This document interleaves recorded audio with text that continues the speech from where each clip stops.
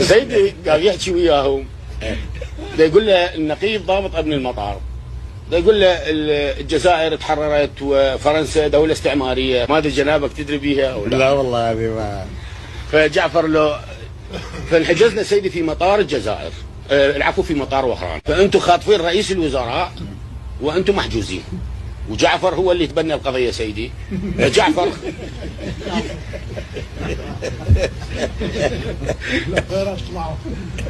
فهو دا يفاوض رفيق جعفر الجعفري، فحجزونا سيدي من الساعة. زين جعفر ما اعتقل الجزائر يسوي لكم مشكلة سيدي هو هم جرة.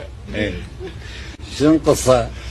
قال له شنو القصة؟ قال له المفاتيح مال السيارة مال الفريق صالح مال مرسيدس ناسيها عندي بجيبي، قال ورجعها. وين حكي